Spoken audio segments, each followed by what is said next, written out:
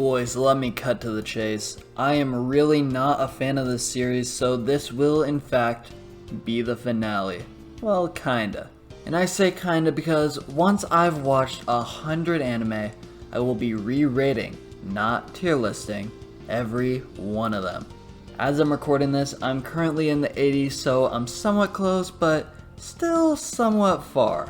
And one last thing about that is that it's gonna be a lot better and a lot more entertaining than these videos.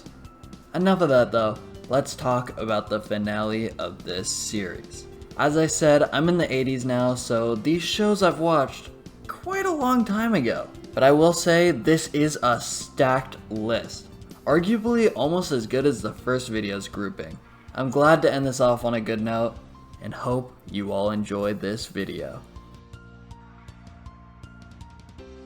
Let's start it off with a banger.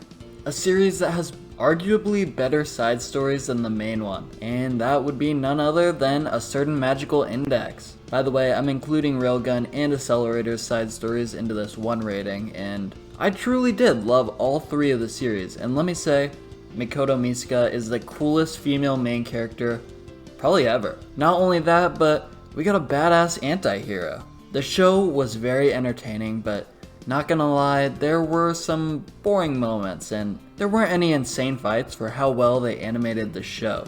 It's a solid B for me. It's gotta be a B.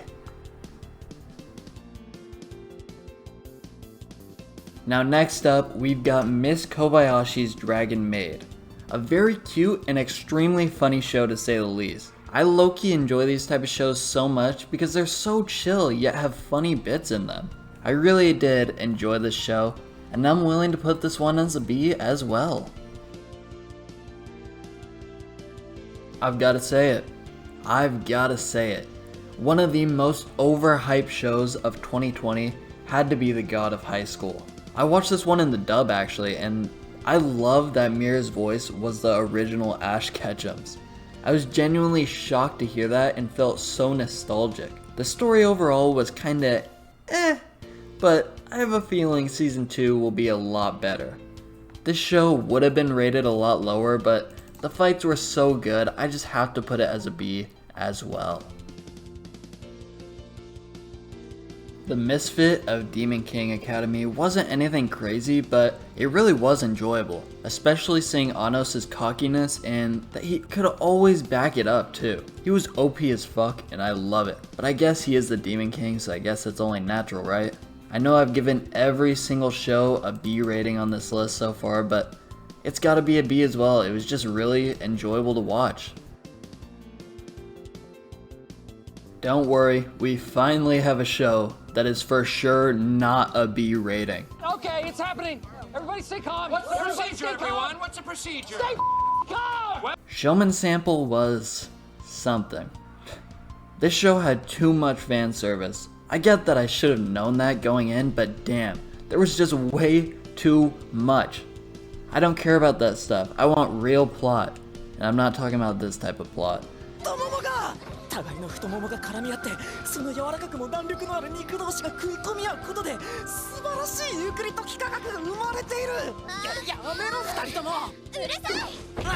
The show didn't have any sort of story really until the end and had me bored for a lot of it. Not to mention this weird shit.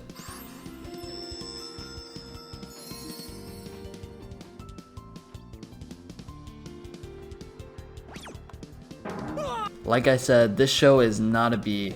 At best, it is an E. After that disappointment of a show, I needed a relaxing rom-com to make up for that.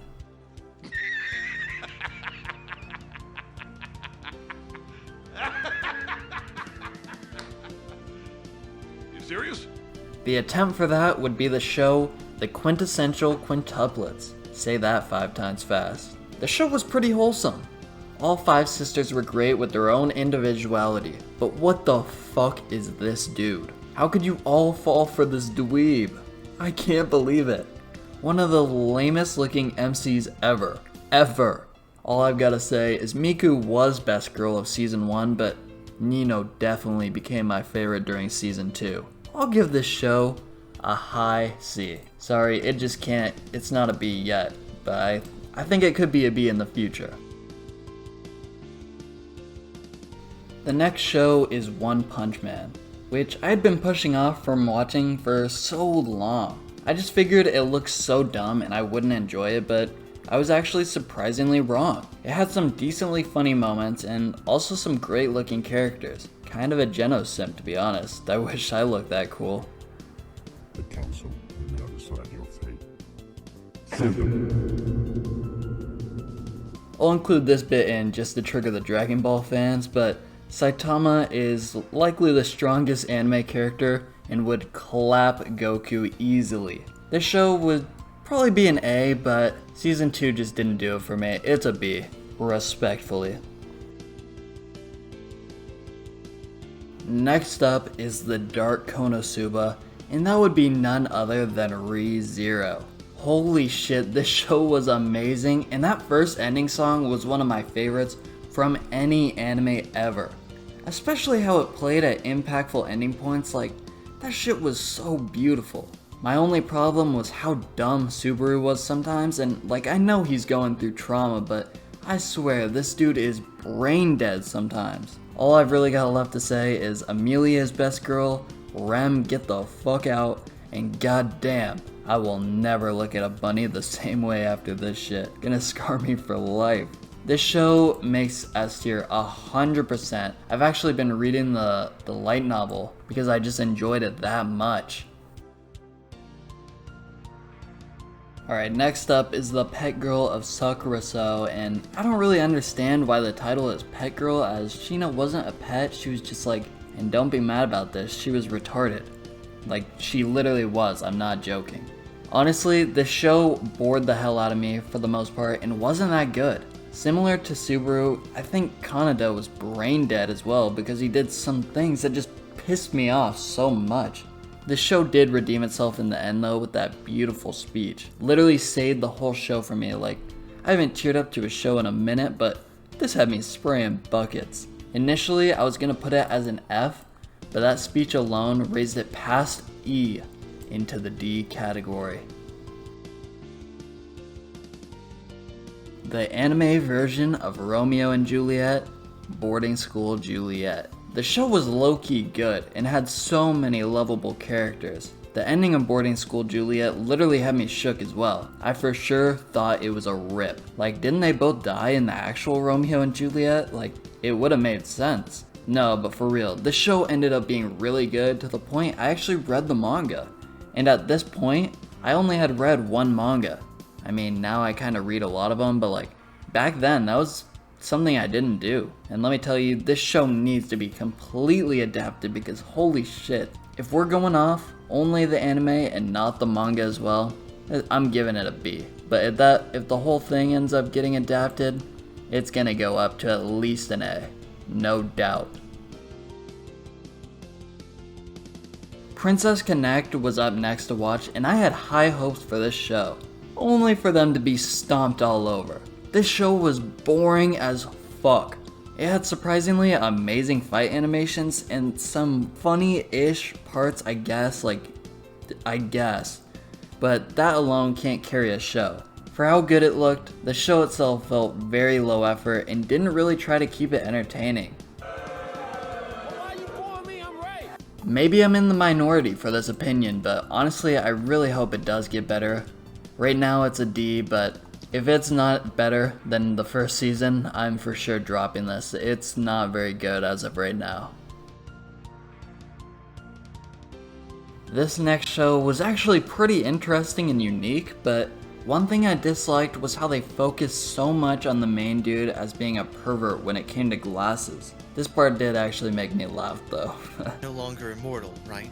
I know that, but there's nothing I wouldn't do for a bespectacled beauty, because at the end of the day, I'm a pervert! Of course, I'm talking about Beyond the Boundary, where basically this girl is trying to kill Konbara. Sorry if I mispronounce it, it's been a while, but he's an immortal half Yomu, but of course they start catching feelings for one another and you can kind of guess how it turns out. The ending did have me so sad at first, and then I was just confused, but it really made no sense. I'll give it a low B. Like, it's barely not a C, but it's cutting it close. Nisekoi is up next, and let me tell you, this was a fantastic show, and another one I read the manga afterwards for. It was kinda like a mix of Toradora and Rent-a-Girlfriend. Hell, dude even jumped in to save the main girl from drowning. And yes, before anybody says it in the comments, I know this came out before Rent-a-Girlfriend, so shut up. My first thought when I began watching was how the girls' uniforms look like Fred's outfit from Scooby-Doo. Am I the only one? Other than that, it was a hilarious show, and if the second season was as good as the first one, it would be a S tier for sure. I feel they just tried too hard to make it like the first one, but some of the shit just missed. Not to mention, having half and half episodes felt like filler. I won't give it an S because of that, but I think an A is definitely fair. The rest needs to be adapted, but I know it's not gonna happen.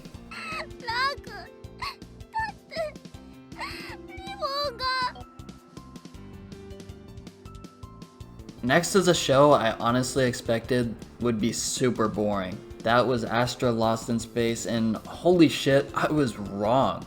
This had a genuinely amazing storyline while also having a great ending too.